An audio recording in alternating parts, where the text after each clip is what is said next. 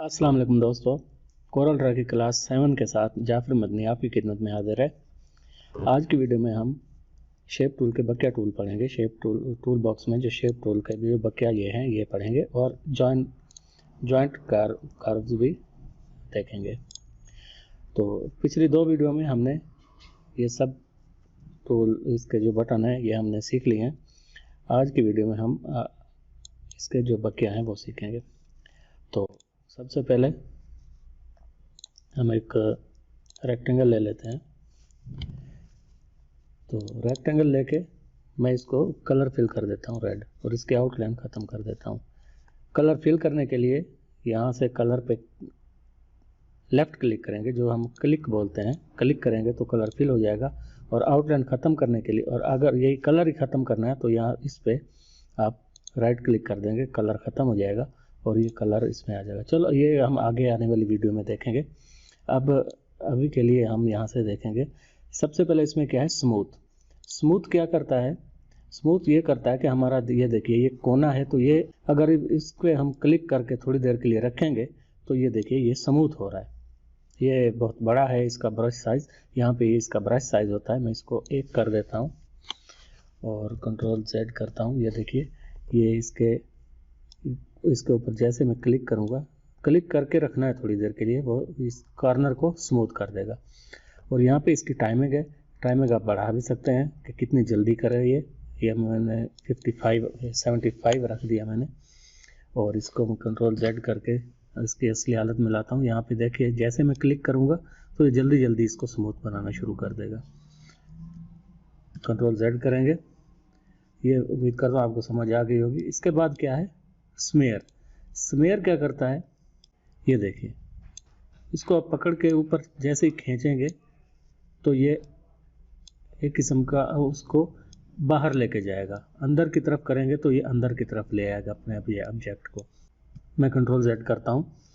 और इसके बाद क्या है, ट्वेल्व क्या होता है, जैसे कोई बैकग्राउंड होता है या फ्लेक्स वगैरह बनते हैं तो उसके ऊपर डिज़ाइन बनाने के लिए ये काम आता है। देखिए यहाँ पे जैसे ही मैं इस पर क्लिक करके बैठूँगा तो ये इसको चेंज करना शुरू कर देगा। ये देखिए इसका साइज़ आप यहाँ से सेट कर सकते हैं। ये ब्रश साइज़ है, ये टाइमिंग है कितनी जल्दी होना चाहिए, ये रोटेशन है किस साइड में आप करना चाहते हैं। ये देखिए ये इस साइड में राइट साइड में हुआ है, अगर यहाँ पे करेंगे तो ये अभी लेफ़्ट साइड में करेगा। ये आप बैकग्राउंड वगैरह बनाने में या किसी भी डिज़ाइन में, कोई अगर किसी फ्लैक्स में या किसी डिज़ाइन डालना चाहें अपनी मर्ज़ी से तो ये इसको डाल सकते हैं। इसका भी ये ऊपर वाले ऑप्शन वही हैं, ब्रश साइज़ है और ये टाइमिंग है। इसके बाद क्या आता है इसके अंदर, अट्रैक्ट एंड रिपल क्या करता है। देखिए अब हमने ये इसके ऊपर हमने एक इफेक्ट दिया है 12 का। अगर हम यहाँ से इसको अट्रैक्ट एंड रिपल को क्लिक करेंगे इसके ऊपर तो ये अपनी तरफ अट्रैक्ट करेगा, उसको वापस उसकी हालत में लाने की कोशिश करेगा। ये देखिए जैसे क्लिक करके बैठता हूँ तो वो चेंज हो रहा है। और इसके बाद क्या है, इसके बाद है स्मज। आप अगर फोटोशॉप जानते हैं तो उसमें भी इस्तेमाल होता है स्मज टूल। इसका मैं साइज़ 2 कर देता हूँ और यहाँ से देखिए ये स्मज की तरह बाहर खींचेगा। और यहाँ से आप इसका साइज़ चेंज कर सकते हैं। मैं 6 कर देता हूँ। ये देखिए मोटा है, और इसको कम करते हैं तो ये 0.5 कर देते हैं।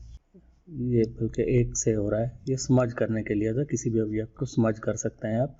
यहाँ से इसका एंगल है, आप एंगल चेंज कर सकते हैं। मैं 15 एंगल दे देता हूँ। तो इसको अब देखते हैं। ये देखिए इसको छोटा कर देते हैं ब्रश साइज़ को।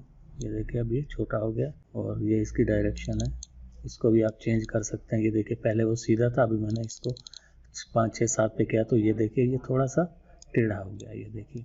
और इसके बाद क्या है, रफन किस लिए इस्तेमाल होता है, मैं आपको एक नया ऑब्जेक्ट बनाता हूँ उस पर दिखाता हूँ। ये मैंने एक रेक्टेंगल लिया, इसके ऊपर मैंने ये कलर किया और इसकी आउटलाइन मैंने ख़त्म कर दी।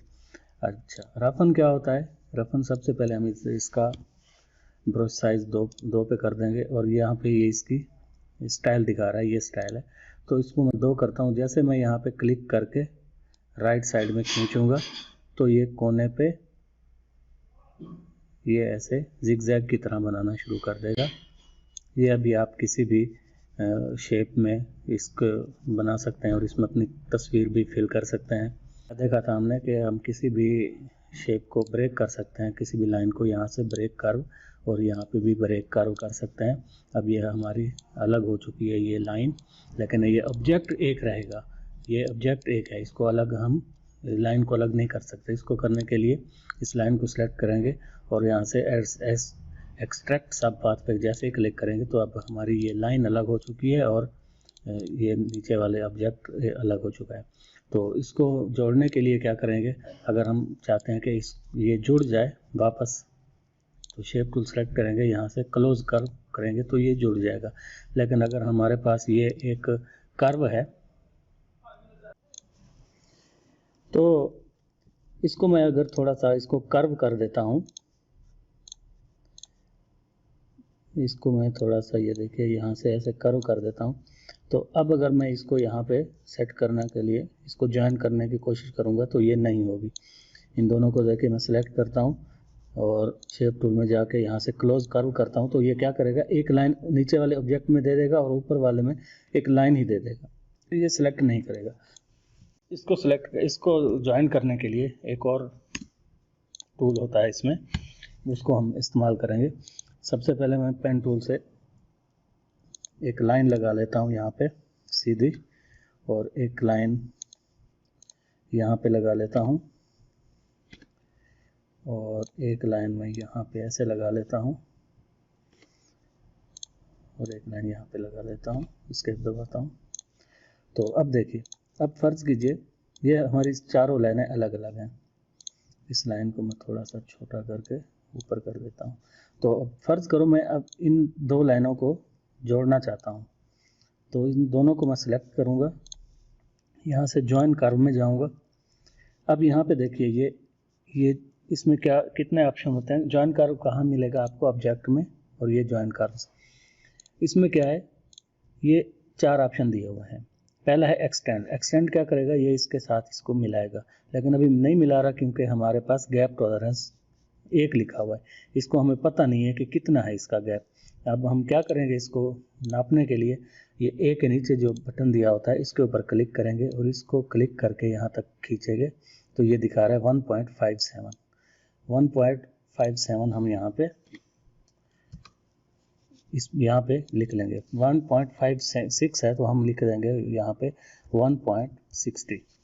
अब जैसे मैं इसको सेलेक्ट करूँगा तो आप देखेंगे ये इसने मिला दिया है। ये प्रीव्यू दिखा रहा है, अभी इसने अप्लाई नहीं किया। अप्लाई करेंगे तो ये यहाँ पे मिल जाएगा वर्टिकली में, उधर ही से उस नोड से उस नोड तक उसने लाइन मिला दी है। ये आप समझ गए होंगे। इसके बाद है फिलेट। फिलेट क्या करता है, इसको दायरे की शक्ल में, राउंड शेप में इसको मिला देगा। बेजियर कर्व में हम इसको स्मूथ नहीं कर सकते और फिलेट में हम इसको स्मूथ कर सकते हैं। अब इनमें सबको अगर सेलेक्ट करूँगा, ये देखिए अभी ये हमारे पास साइज़ बिल्कुल भी नहीं है। साइज़ को मैं 2 कर देता हूँ, तो ये देखिए 2 पे जहाँ जहाँ आया है वो उसने मिला दिया है। अगर मैं 3 कर देता हूँ, 3 में भी ये नीचे वाली साइड में नहीं आ रहा, 4 में आ गया है। ये जॉइन कर्व का इतना ही काम होता है। अप्लाई करेंगे तो ये हमारा, ये देखिए लाइनें अलग अलग थी तो इसने मिला दी हैं। शेप टूल सेलेक्ट करूँगा और इसको अंदर की तरफ खींचूंगा तो ये राउंड हो जाता है। लेकिन ये काम हम पॉलीगॉन की शक्ल में तब्दील हो रहे हैं, यहाँ से यहाँ तक और यहाँ से यहाँ तक। ये हमारी 3 लाइनें हो गई हैं।